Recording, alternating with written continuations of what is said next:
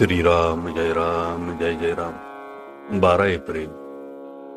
सद्वस्तू साध्य करून घेण्याचा उपाय सत्संगती. एखाद्या दारूबाजाप्रमाणे विषयी मनुष्य वागत असतो. त्याला सर्व कळते पण वळत नाही. एकीकडे स्वतःला जो परमात्म्याचा अंश म्हणवितो आणि दुसरीकडे विषयांच्या आहारी जातो. खरोखर भक्तीशिवाय सर्व काही वाया आहे.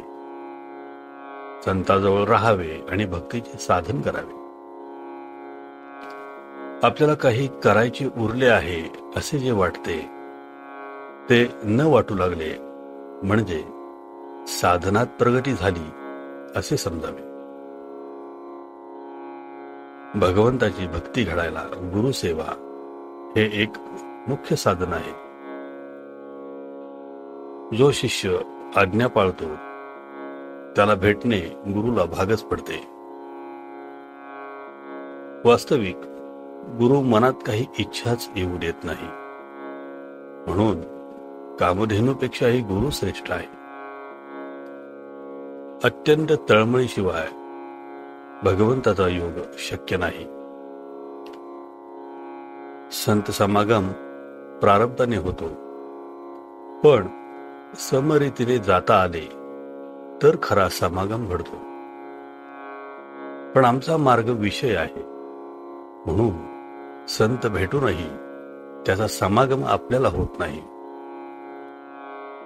विषयांमध्ये धुंद असलेल्या आम्हाला पाहून संतांच्या मनात कालवाकालव होते. त्याची आपल्याला कल्पनाही येणार नाही. आपली बुद्धी आपल्याला समाधानाप्रत नेत नाही तर दुसऱ्याची मदत घेणे आवश्यक आहे. अशा वेळी ज्यांची मदत आपण घेतो त्यांचे आपण ऐकायला नको का? भगवंताच्या जिज्ञासेचा मार्ग आक्रमायला संतांनी सांगितले. संतांना जिज्ञासा मूळचीच असते.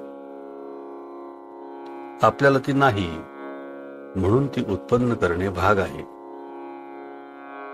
काही केल्याशिवायच सद्वस्तू साध्य करून घेण्याचा उपाय म्हणजे सत्संगती हा होय.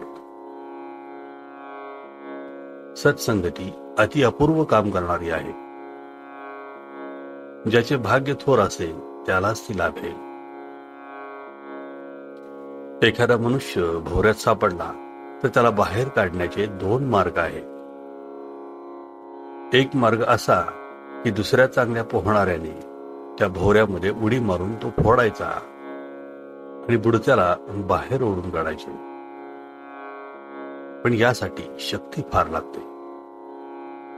दुसरा मार्ग असा की आपणच भोवऱ्यामध्ये बुडी मारून तळाशी जायचे आणि खालून बाहेर निघायचे. विद्वत्ता ही भोवऱ्यासारखी आहे. वरवर पाणी फिरत असते तरी तळाशी ते संथ असते. तसे जे लोक वरवर विद्या शिकतात ते वादाच्या आणि मतांतराच्या चक्रात सापडतात.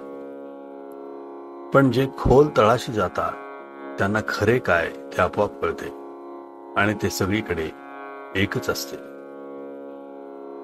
विद्येच्या भोवऱ्यामध्ये सापडणाऱ्यांना बाहेर ओढून काढण्याचे काम फार मोठ्या संतांचे असते. शहाण्याने त्या भानगडीत न पडावे. हजारो लोक भगवंताच्या नामाला लावणे हे खरे संतांचे काम होय. आजचे बोधवचन. कोणत्याही सत्पुरुषाची परंपरा रक्षण केली पाहिजे. त्यात आपले घुसडू नये. श्रीराम जय जय राम.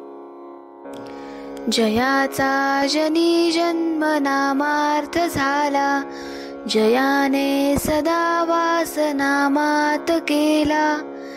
जयाच्या मुखी सर्वदा नाम कीर्ती, नमस्कार त्या ब्रह्म चैतन्य मूर्ती. जय जय रघुवीर समर्थ.